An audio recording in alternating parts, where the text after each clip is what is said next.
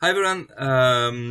Nice. Thank you for coming. And today it's my great pleasure to have my friend Matt with me, and we'll have a short discussion about NetSuite and CarbonSuite and the IT and CSR, especially in Asia. So my name is Baptiste. I'm the one of the founders of Shearwater. We are an IT group in Asia, and we do NetSuite and Workday adaptive planning solutions. Matt. Yeah, thanks so much, Baptiste. Thanks for having me, and really happy to be here presenting our shared offering for the APAC region. So my name is Matt Holden. I'm the founder and CEO of CarbonSuite, and we are a built for NetSuite solution for sustainability and ESG reporting. We'll go through a bit of slides today about how our solution works. Really great to be here and looking forward to the discussion with you, Baptiste. Thank you. So without further ado, just a quick intro about Shearwater. So once again, we are across all geographies in Asia. So from Northeast, Japan, Korea, China, to Southeast, Singapore, Malaysia, Indonesia, but also Taiwan, Philippines, Thailand, Indonesia, and so on. So happy to help you in the region. We have developed over the years a number of add-on solutions to NetSuite. So we'll cover NetSuite in a bit, but um, of course, having a local partner allows to help you to connect with local banks, for example, who have data sovereignty, add-on products to help you cater for very local needs. For example, we have an AR solution for that works for Chinese and Japanese if you need to, scan some bills, vendor bills, and enter them into your ERP automatically, and things like this.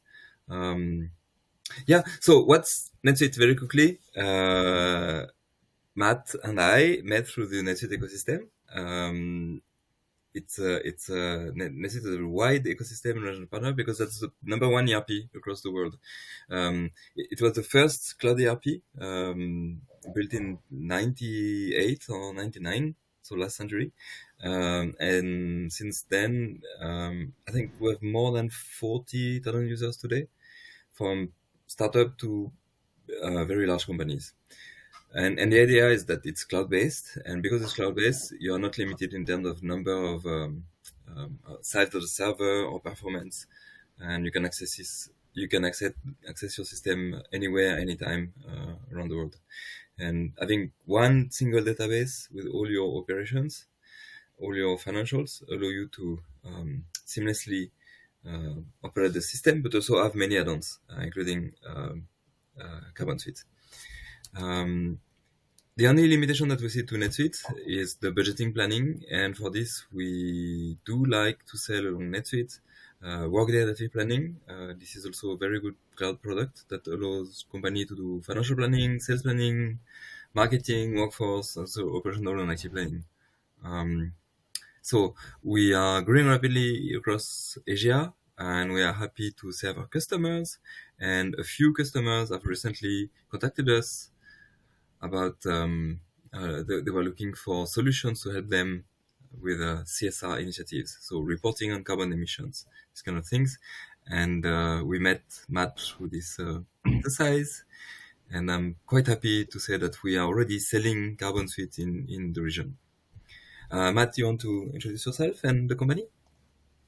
Yeah, of course. So again, from my side, I'm the founder and CEO of CarbonSuite, and my background is actually up until this point exclusively been in the NetSuite ecosystem. So prior to launching CarbonSuite, I spent about 8 years as a NetSuite consultant and solution architect. So I was building out similar to what Baptiste and his team are doing at Shearwater, launching the NetSuite ERP platform for clients all over the world in lots of different industries.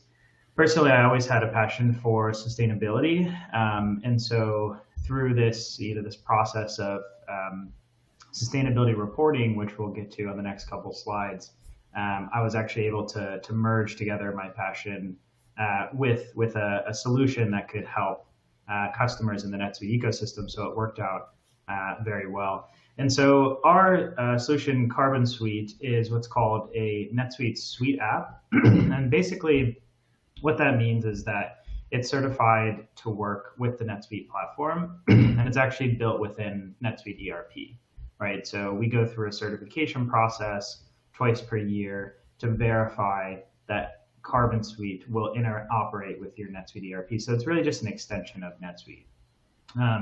As far as the Suite app, available Suite apps, we're really the only one that's available for sustainability reporting that's certified to be built for NetSuite.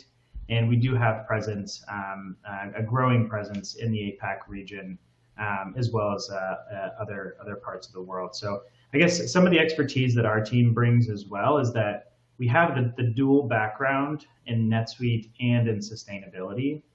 A lot of times when you're implementing your sustainability programs at your company, you'll have to have a deep understanding of the ERP system and the accounting system to be able to implement these solutions. So we bring together that kind of dual skill set. Matt, can I ask why you are connecting to NetSuite basically? Is it why not other ERPs? Are there any advantages to NetSuite that others don't? Yeah, I think NetSuite has a global reach, right? Like you said, 40,000 plus customers and growing 25% quarter over quarter. I'm biased to NetSuite because I've worked with it for so long, but I do think it's one of, if not the best cloud ERP systems out there. It's really flexible, it's extendable, and because we have this Suite app ecosystem, you can build a lot of solutions into NetSuite. You mentioned, Baptiste, you have some of your own IP at Shearwater as well to help with some other processes. So it's very easy to connect other solutions into NetSuite. I think it's very extendable, and it's really the best system to grow your business on. Very good. So yeah, why do we need your add-on in Asia? I mean, is there any regulatory framework, or is there any are there any changes coming that company needs to be aware of across the region? Yeah, so I guess taking a step back and kind of what all this means, right? I mentioned sustainability reporting. Sometimes Baptiste mentioned CSR, corporate social responsibility. You've probably also heard ESG, so environmental social governance. A lot of these kind of mean similar things, and really what that means is it's reporting the full impact of your business, right? So it's reporting not just the financial impact, but also the sustainability impact, how you manage resources, what's your impact on the environment, the social impact of your supply chain, right?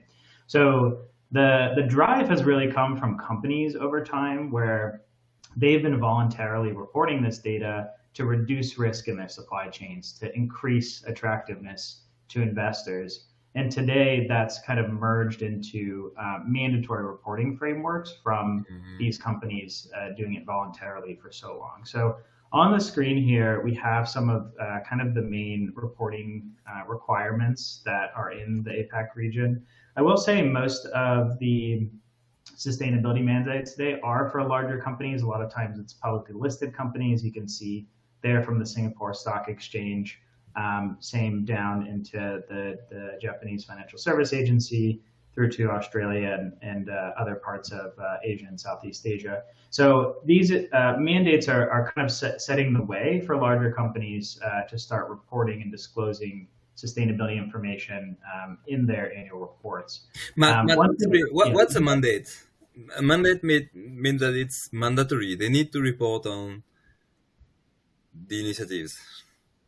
That's correct. Yeah. So just like you are required, for example, as a publicly listed company to disclose your financial statements at the end of the year, they're now requiring companies to disclose what's called their sustainability statements. So that kind of data will be displayed in different formats depending on which regulatory agency is asking you to disclose. But most of the time, it's information related to carbon emissions, environmental impact, and impacts in your supply chain. Yeah. I see. Okay. So it's just like my financial statements. No, I have ESG statements as well. Exactly. And most of the time they're being disclosed together in one kind of complete annual report. So you'll have the financial information right next to the sustainability information. And again, from our perspective and why we're doing this, CarbonSuite in the ERP system, is that the information belongs together because it tells the full impact story of the business, right? Financial statements were created initially to try to tell the shareholders what was happening with the business. The world has evolved today, right? Businesses have much wider impact than just their financial impact. So we have to understand what their sustainability impact is as well when we make decisions about investment. Right. So, okay, I noted this is mandatory for some companies, and we'll come back to this. I noted that it's also good for investors, is what you said. So, probably some large PE funds or institutional investors will ask specific reports from the companies they are investing in. Yep. Is it also a marketing tool or good for employees or these kind of things? Yeah, for sure. So I'd say today for like CarbonSuite customers, they really fall into two groups, right? Only about half of our customers are under some kind of government mandate. The other half are doing this for one of two reasons. Like you mentioned, they've got institutional investors that require this information, the sustainability information to assess risk. That's really kind of the cold, calculated approach to Right. this. Sustainability information is financially impacting. We have other customers, for example, we have a skincare brand, right? And they're marketing themselves as successfully, I might add, as sustainable skincare brand. But they also, some of their biggest customers that they work with are marketing themselves as well as sustainable. So because they're in the supply chain of these big retailers, they have to disclose this information because the customers really want to see the proof that they're buying a sustainable product. So you're seeing, again, about half of our customers where they're using sustainability and the CSG reporting to drive a competitive advantage for their business. Okay. How about employees? Say it again. How about employees? I mean, it seems to me if Yeah. I'm recruiting Gen Z, or a lot of people are now really mindful about their impact on the environment, and I guess as a company, if we can promote ourselves as being, mindful about sustainability, it also it's probably easier for some people to come to work every day and be proud of what they're doing. If they know and we have the numbers to show that we are having a positive impact. Yeah, certainly. You're definitely seeing a drive internally at the organization level as well, where employees are demanding that their company become more sustainable, right? I think at the company level, it seems to be one of the best places to express these sentiments and to actually drive change, because sometimes at the individual level it can seem overwhelming, and at the government level it seems like it moves too slow, right? So if you can engage within the organization you work with that you spend 40, maybe 35, 40 plus hours a week with, and help them to drive their own sustainability, it's I think a larger return for employees in terms of making their own impact. So we are seeing a big push from employees as well, who are really demanding that their companies find ways to be more sustainable. Okay. So quick overview in Asia then. So Singapore, publicly listed companies. Okay, if you are listed in Singapore, you need to report on your sustainability initiatives. So Yep. You need to go and talk to Matt, basically, and talk to me for NetSuite. But that's the message. Okay, if you Yeah. are publicly traded, publicly listed in Japan as well, the same. Okay. Yep. The information is, again, we have some, there's a link on the slide where you can, the framework as well, where it shows the details of what needs to be reported. It's mostly the same kind of information, again, kind of environmental impacts, some social impacts. But depending on the region, it's slightly different information. Yeah. Okay. But we were saying Australia as well, listed company, Malaysia, publicly listed companies, Vietnam, same, Hong Kong, all companies listed on the Hong Kong Stock Exchange, so it's a lot of companies. Indonesia, so financial service institutions, interesting, listed companies, and state-owned enterprises, and okay, very good, and Thailand as well. So a lot of listed companies in Asia.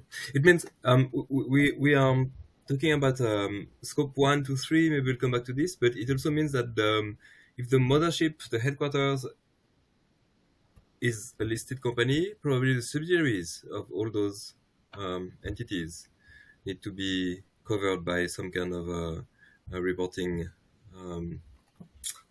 a tool, because I guess if they are consolidating into a single public entity, they need to report. It does tend to happen a lot. Yes, we do have a lot of customers that have a parent company that are under a mandate. And so because Hmm. they're within the operations, they have to do reporting. There's also sometimes, you mentioned scope 1, 2, and 3, Yeah. just kind of giving a quick overview on those. That's really just a picture of your company's carbon emissions. Scope 1 and 2 are more within your own operations. But scope Okay. 3 is your carbon emissions from your supply chain. So what happens in scope 3, not even if you're not part of the parent company, even if you're part of their supply chain, you'll have to report back to them. So these All right. mandates, they tend to actually affect companies that aren't required to report just because they're in the Okay. supply chain of a large company. So if I buy from a factory somewhere, I need to report on actually this factory, even though it's not under my ownership. Yeah, Very good. that has been happening a lot. And then you also have this is just and again not even a comprehensive list of all the mandates in the APAC region, but you've got mandates as well from Europe and from North America that extend into Asia as well, because you have suppliers that serve companies, for example, in Europe, and when they import products back into Europe, they have to report the emissions associated. So again, this has been Wow. a process that's been developing over the last 25 years, really. It's not new sustainability reporting, but over the last kind of 3, 4 years, a lot of these mandates have come into place, and you'll only see the trend increase in the future. Okay. So sorry. What's the benefit of using CarbonSuite against? Because I guess a lot of companies they are trying to track everything through Excel, and Mhm. they have a bunch of Excel files and calculating based on some databases outside of I don't know, that are public databases, I guess. But Yeah. what's the benefit of having it in your ERP directly? For sure. Yeah, I mean, the reality is when a lot of companies, when they're just getting started, they do it in Excel. I mean, it's like financial accounting, right? You'll start with maybe Excel or QuickBooks or Mm. something simple, right? And then you'll upgrade to a NetSuite system. So a lot of our clients will actually start working in Excel, and they'll just use a free online tool or something simple just to get a picture of their footprint. I think when it really makes sense to go for an integrated solution like CarbonSuite or another solution is when you have to start getting serious about your disclosures, whether you're doing a mandatory disclosure like this, or if you're in the supply chain of a company that's requesting this information, because it gives you the audit traceability and the structure that your financial accounting system gives you, right? So when Mm. it's in NetSuite, you get to benefit from NetSuite's an accounting system that was built to be audited, right? It has a full system notes trail. You can't hide in NetSuite, right? Like everything's tracked Okay. down to the letter. So when you're getting into sustainability disclosures, it's all the same story. You're going to have the data audited. You'll have to have someone look through it afterwards. So when it's needs to kind of when you have a more serious use case for disclosing this information, I think it makes sense to go for an integrated solution. Okay, I see. So okay, let's see next how we do this actually. Um, Yep. Yeah, so this slide I find to be a bit helpful to kind of show the journey a little bit and actually join together the ERP and the sustainability information. So we have at CarbonSuite a 6 step. We call it a sustainability journey because it's never ending, right? You're always improving. You might start off just tracking some information, learn some things about your business that you weren't expecting, and then make some changes along the way. So within our process, the kind of the first step we have is a materiality assessment. And basically what this means is you understand the material impacts to your business when it relates to sustainability. So it's the same as, again, financial accounting and audit materiality. You're trying to understand what matters, and they can be merged together. From there, you'll go into the step 2, which is set your baseline. So this is where a lot of times clients will start to implement a solution like CarbonSuite. So they'll get an understanding of their carbon footprint, of their environmental impact, really just set the kind of base year that they'll compare any future reporting to. And do you need to decide on a specific year to start, or you define it's a yearly calendar, right? So yeah, it can be on calendar year or on your annual reporting year, okay, and it really depends on the disclosure framework you're under. But what you do need to do is you need to set a baseline year to compare future years to. So when you're but if you might have good years and bad years, so how do you define which year is the baseline? Yeah, usually it's the first year that you have complete data for. Okay. And that comes from the results of the materiality assessment, generally, step 1. So most companies, again, this is, I think, why it makes sense to have NetSuite, at least, or ERP systems involved, because you'll start with the first year that you have a complete set of data in the ERP, and then you'll compare any future years stats. So when you see companies that have, for example, net zero by 2030 or 2050 targets, they have to compare that net zero target to a base period, right? So they'll reduce their emissions by 50% by 2025 compared to data from 2020. You have to have a starting point to be able to move from, yeah. Okay, makes sense. Okay. So then in step 3, we have our reporting foundations, right? And really what that entails is getting your disclosures in place. And we have modules for each of these steps that help you within kind of the stage of your journey at CarbonSuite. When it comes to reporting, you're focused more on getting all the data together and then disclosing it out to the stakeholders and the parties that need to see it. So by step 1, 2, and 3, you've got a picture of your data. You understand what matters to your business from a sustainability perspective, and you have the ability now to disclose it. But that's not the end, right? The reason that we're going into this sustainability reporting process is to reduce our impact, to drive value through sustainability. So then from there, steps 4, 5, and 6, really what you can get into is optimizing your value chain or your supply chain, building sustainability into your product design, and then continuing to improve. So this is, again, where you see a lot of synergy and kind of a merger between the ERP and sustainability, because if you optimize your supply chain from a sustainability perspective, you're going to reduce costs. You're going to decrease risk with suppliers. If you optimize the product design, you're going to decrease cost as well. Again, find better suppliers for your products, and drive increased revenue with your customers. So again, weaving them together, I think, offers a lot of benefits. That is sustainability in the ERP system. And again, from a data perspective, it just kind of makes things easier to track it all in one place. Yeah, I can see that. Yeah, of course. You have all your master data and all the transactions, so it's easy to see if supplier A and B are, there might be no difference in terms of cost or pricing. Yeah. But then the carbon emission from one supplier might be very different from another one. So you can see that it has any direct impact on your CSR reporting. Mm-hmm. Exactly. And again, it comes back to just understanding the story of what's happening in your business relationships, right? So the cheapest supplier, to your point, might not be the most environmentally friendly supplier. And because of that, they might be higher risk to deal with in the future, right? So having this full set of information can really help to drive business value in all aspects of your business operations. Yeah, pretty good. So next is product level insights. Product level insights. Yeah, I touched on this in a bit in step 5, but what you can do here is really optimize the design of your products. We're seeing several of our customers that are using the information from CarbonSuite to source both more sustainable materials and cheaper materials in a lot of cases, right? Mm. So again, they're using this information to design better products. That's more on the cost side, but on the revenue side, we have customers in specific industries that sell high volumes of retail products.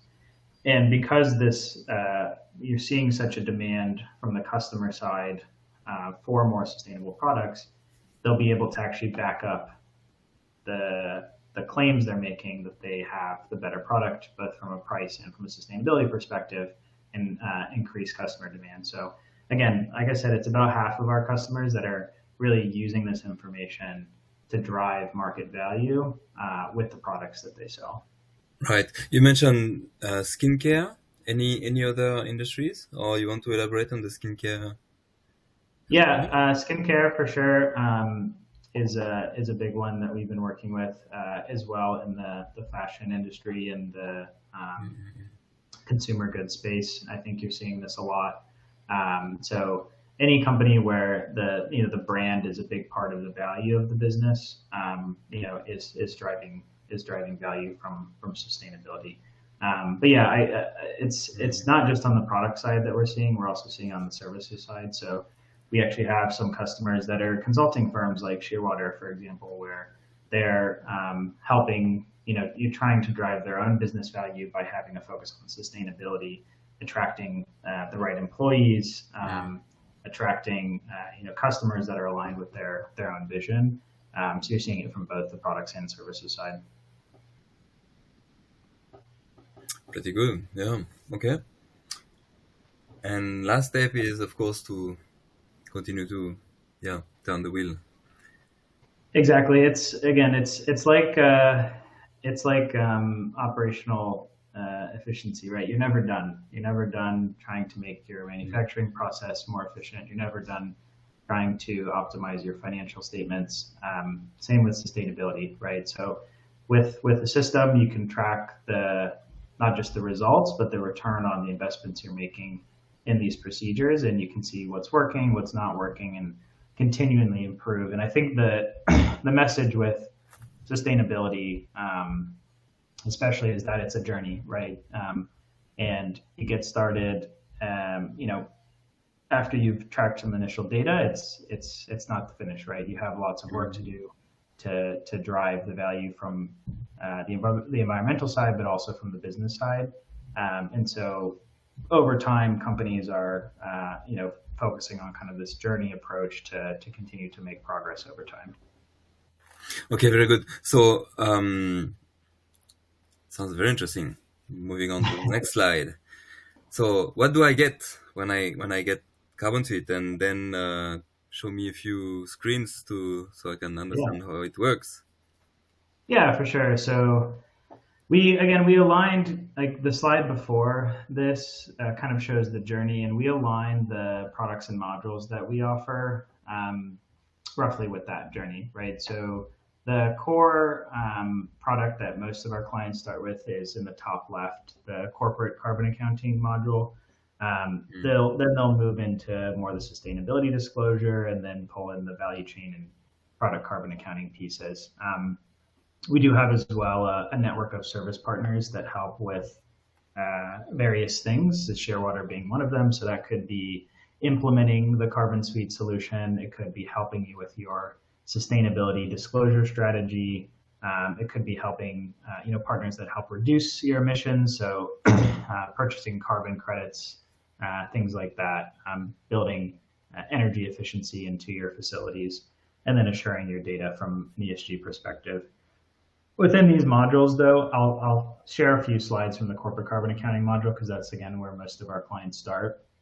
Really what it's doing, these are all kind of lists of features for each of these products, but really the big picture is that it's automating the data collection of this information. Mm-hmm. So if you think about understanding your carbon footprint, right, an easy example is that you have a vendor bill in your system from an electricity provider for your buildings that you own or buildings that you Right. lease. And so what happens within CarbonSuite is that our system, we have an AI tool that scans the PDF of the utility bill invoice, and it can figure out the consumption of energy from that bill and also calculate the carbon emissions. So you really don't have to, with the CarbonSuite solution, you really don't have to um, add any other configuration in the system. What's going to happen is you'll install the app and then it'll just analyze your financial data. So you don't have to collect any additional data. It's really just looking at what's already in the system and figuring out the environmental impact directly from the data. So it will pick up from the vendor bill, you said. So I guess from journal entries, uh, invoices as well, I guess. Yeah. Yeah, a lot of the data is coming from vendor bills, expense reports, credit card transactions, but some of it will also come from customer invoices, from journal entries.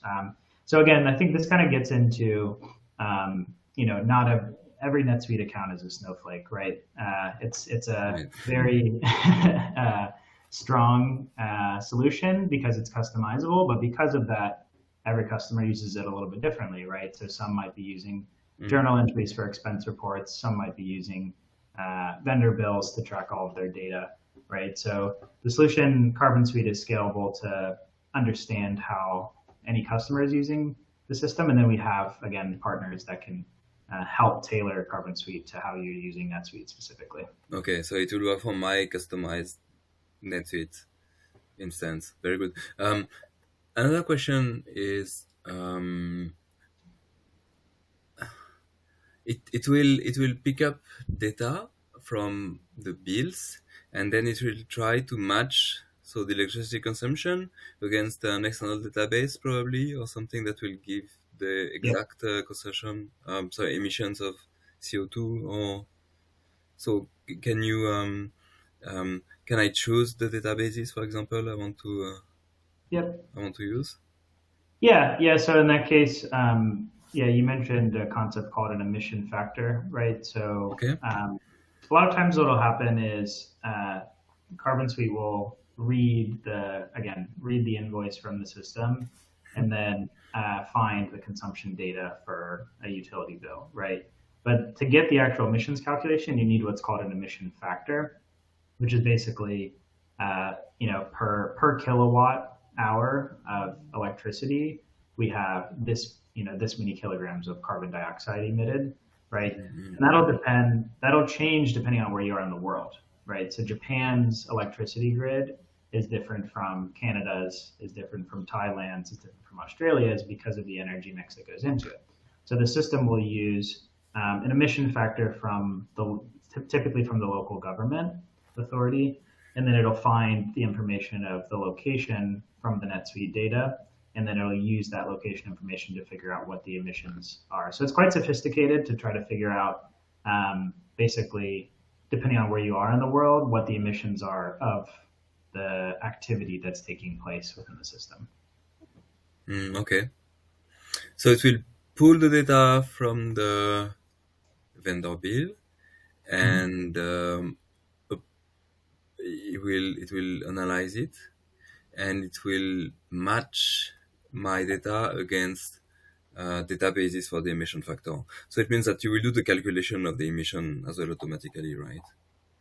Yeah, exactly. So all that's happening directly in the system. And again, it reads it directly from the NetSuite transaction, Okay. and then posts it into what CarbonSuite has its own secondary ledger behind your financial ledger. So it'll take the data and post it to our Carbon ledger, and then that's how you kind of record all these transactions and then produce your reports from that data. Oh, very good. Can you show me?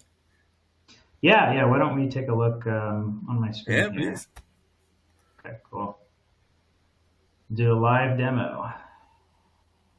No pressure. Do it all the time. Okay. So here's my screen. Yep. Okay, you can see this okay? Yeah. All right. So yeah, we'll maybe just do a quick 1 minute demo here. But what happens here is that I'm logged into my NetSuite demo account. And again, I'm in CarbonSuite right now, but I'm actually in the NetSuite platform, right? Yeah, I can see you on NetSuite. Yeah.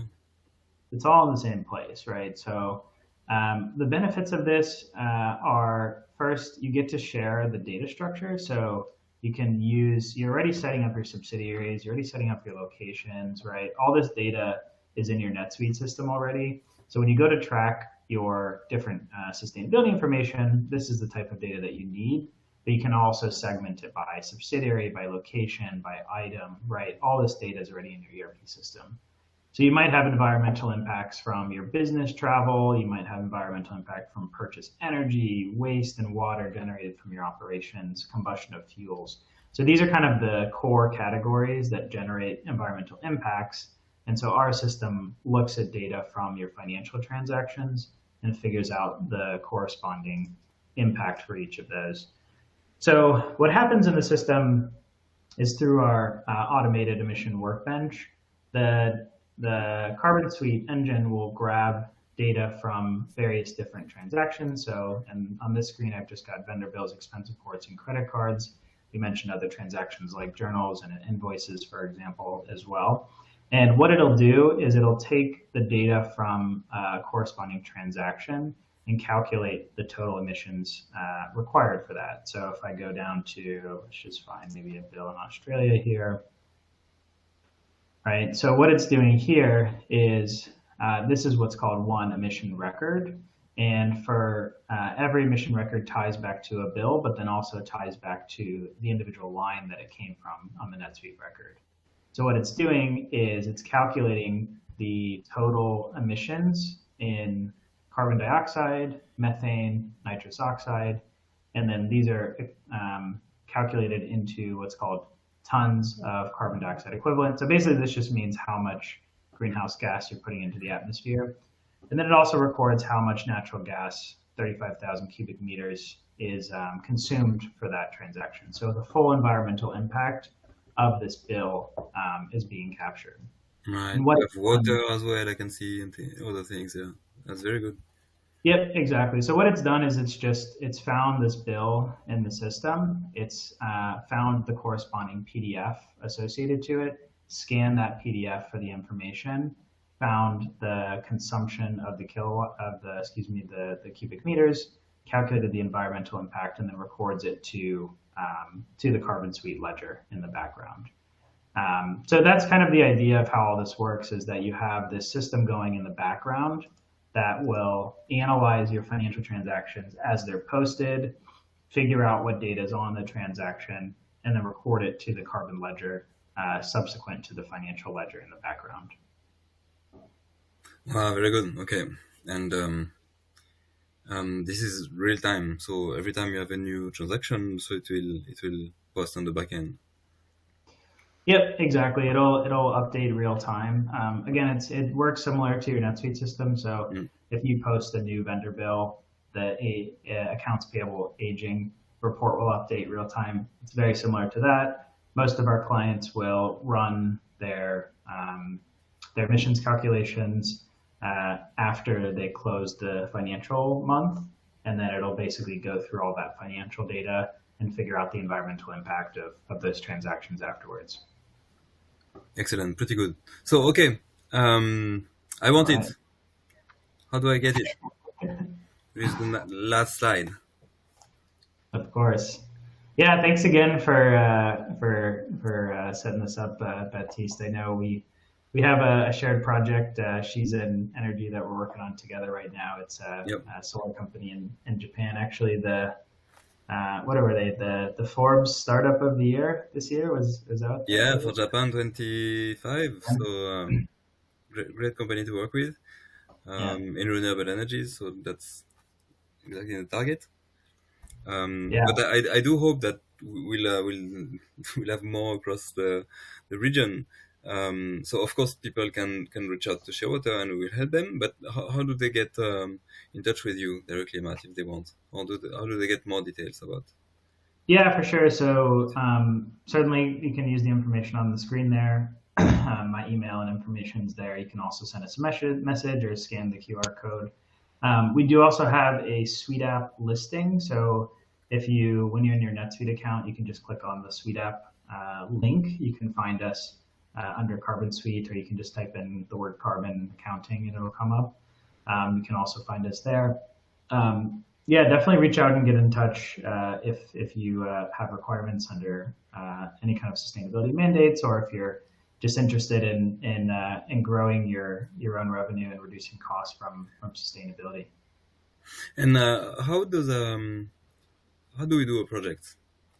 I mean, do we need to be live with NetSuite, or is it better to start along with the implementation of NetSuite? Yeah, And how long yeah, does it take? we've done both, right? I mean, most of our clients are either live or close to live, or at least in testing of their NetSuite account. What we do need is we need a chart of accounts, right? So you wouldn't implement your reporting solution until you have data to report on, right? So we need a chart of accounts. We need some vendors in the system, right? We need at least a little bit of master data to start our setup. So usually NetSuite definitely has to come first, but a lot of times we also implement alongside.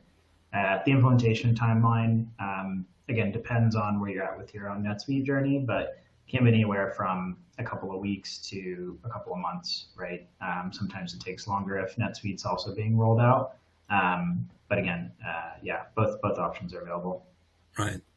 So you're saying that if I'm already live with my NetSuite and I have everything ready, it could be as fast as a few weeks, so maybe 1 to 2 months. And Yep. if I'm doing this at the same time as I'm implementing NetSuite, I'm kind of stuck with the NetSuite schedule. Yeah, you have to follow on with the NetSuite Makes sense, schedule. yeah. I mean, and you can finish the CarbonSuite setup before NetSuite is live, but before you can actually start publishing your sustainability reports, you need the data coming in from NetSuite. You need the vendor bills to analyze. You need the expense reports, the journals, before you can actually start finding the data, right? Of course, makes sense. Okay, that's excellent. So, I mean, we have references across the region now. Yep. We are working together, and that's a very good tool, very good add-on to NetSuite. I can see that we'll have many more deals coming, helping customers across their sustainability journey. How do you see the sustainability mandates evolving forward? Last question. Yeah, I've got a question for you too, so we can maybe wrap up with a back and forth. But Okay. I do see them. I do see sustainability mandates growing. Again, the ones we had on the screen there, those have been around for just a couple of years at the most. The Australian mandates, we're seeing a lot of companies as well. Those just started this year in 2025. So they're really just getting started. I think again, in the next few years to a decade, eventually you won't be able to tell the difference between your sustainability report and your financial report. It'll just be one report of the impact of the business, and all this information will be required to disclose alongside each other. So this is only going one direction, right? I think like with any new mandates, any new technology, it has its hype cycles and its ups and downs. But over time, shareholders, other stakeholders, they need to know the real impact of the business, and the sustainability reporting is what gets you there. Very good. Very good. So thanks a lot, Matt. I think we're good.